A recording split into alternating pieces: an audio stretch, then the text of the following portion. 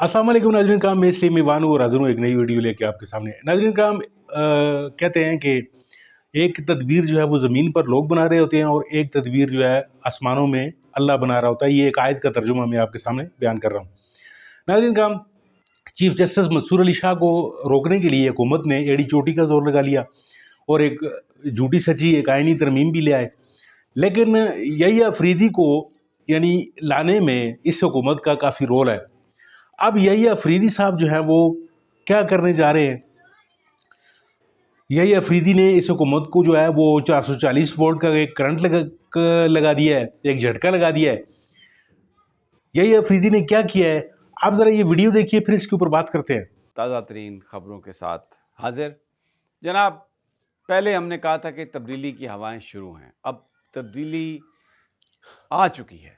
Supreme court of Pakistan के chief justice आज यही आफरीदी ने हल्फ उठाया और एक बड़ी पुरवकार तकरीब थी। वो सारे जजेस जो काजी फायज़ ईसा के फुल कोर्ट रेफरेंस में शरीक नहीं थे, वो सारे के सारे वहाँ पर आए और जनाब यही आफरीदी पर उन्होंने मुकम्मल एतमाद का इज़हार किया।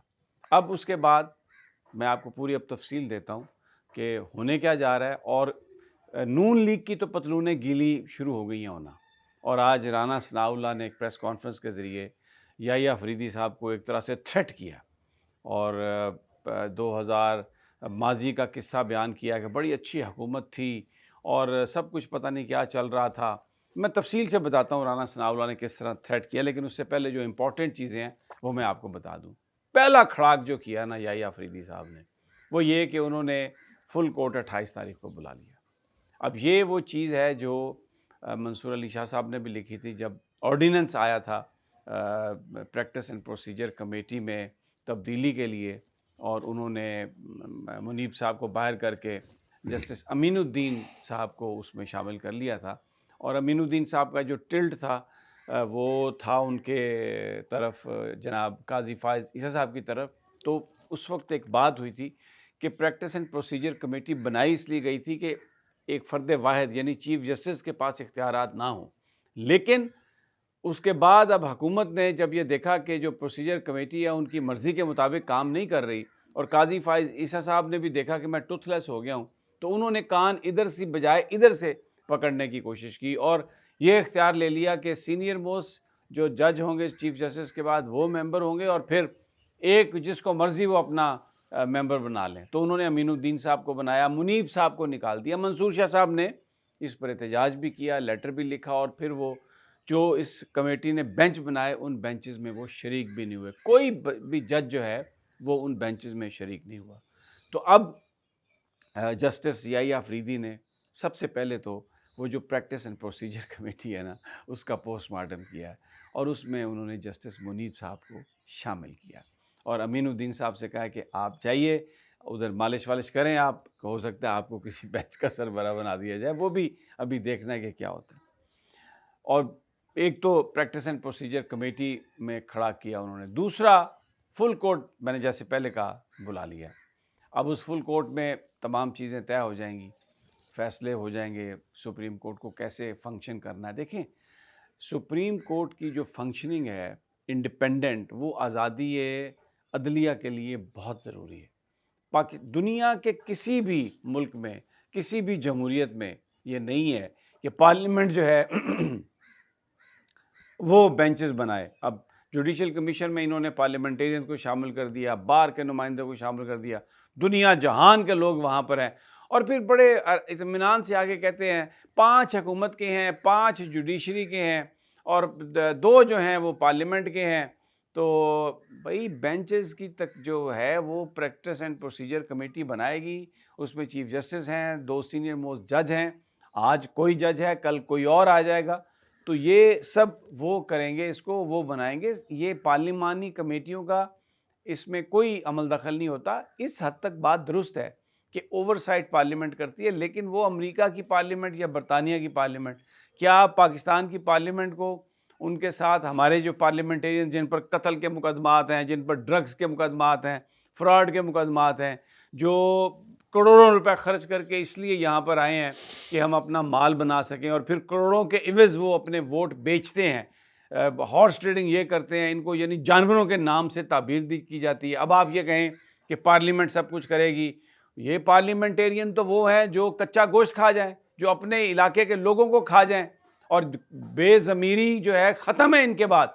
मैं अक्सरियत ऐसी है, मैं माफ़ी चाहता हूँ, मेरी बात अगर किसी को बुरी लगे, लेकिन है ही ये घोड़े, ये भेड़ बकरियों की तरह, ये इनको जो भी आता है एक स्टिक से हाँक के ले जाता है और फिर ये करते हैं। अभी क्या हुआ, ये जो 12-14 पीटीआई के जो लोग थे चले गए वोट देने के लिए और काजी साहब ने इनका राह हमवार कर दी। अब ये पार्लियामेंटेरियंस चीफ जस्टिस का चुनाव करेंगे, ये पार्लियामेंटेरियंस बेंचेस बनाएंगे। कुछ खुदा का खौफ करें, ये मुल्क बर्बाद हो चुका, 75-77 ईयर्स हो गए इन्हीं तजुर्बों में। अब ये मद्दा जो आता है वो सब कुछ करता है। पार्लियामेंट सुप्रीम है, लेकिन पार्लियामेंट सुप्रीम वो होगी जिसके अंदर सुप्रीम बंदे बैठे होंगे।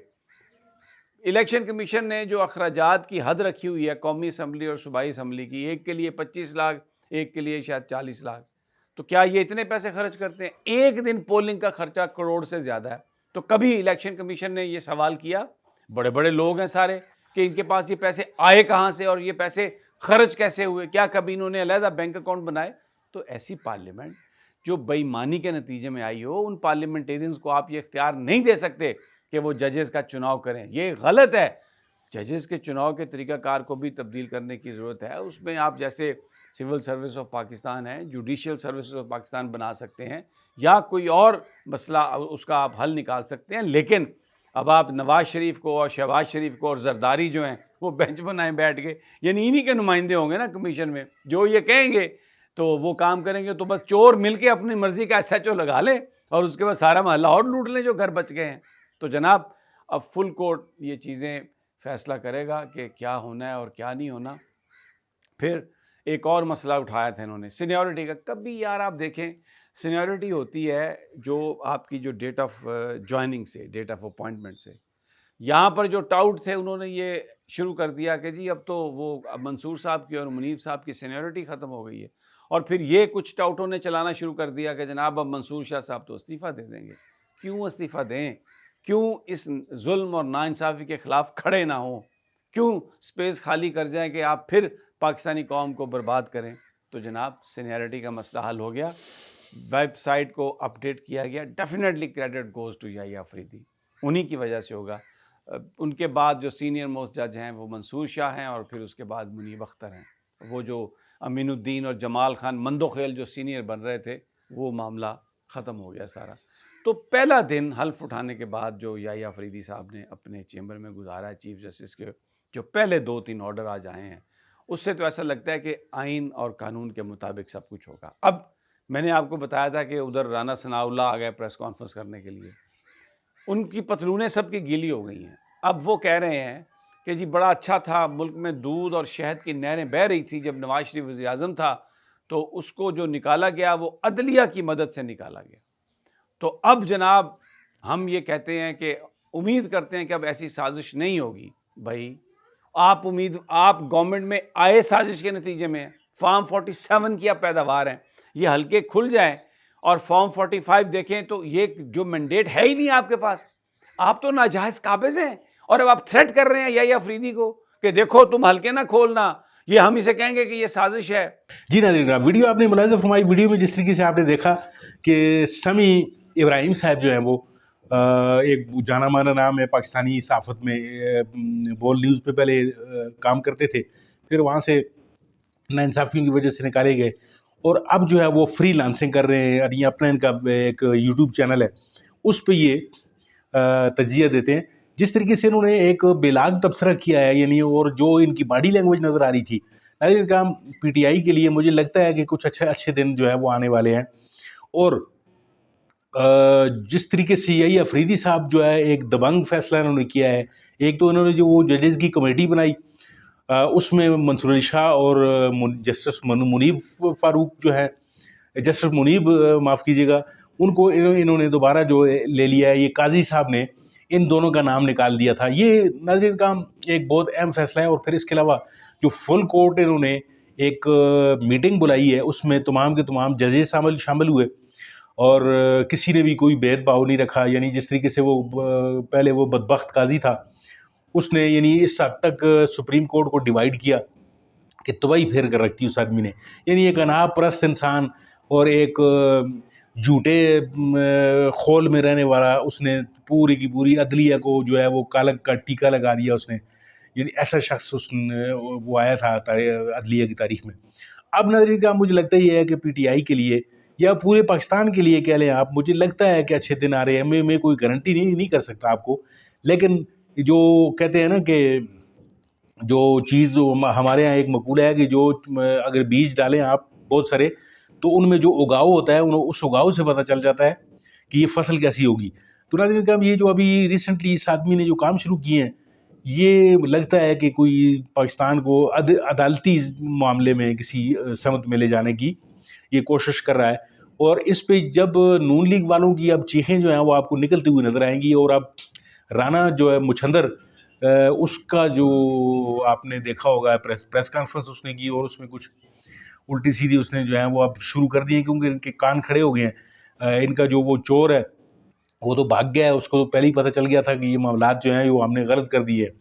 तो अब देखते हैं कि आगे सूरत हाल क्या रंग इख्तियार करती है। आप भी इंतज़ार कीजिए, मैं भी करता हूँ। मिलते हैं आपके साथ किसी और वीडियो किसी और मौजू में। तब तक के लिए दीजिए इजाज़त। अल्लाह हाफिज़।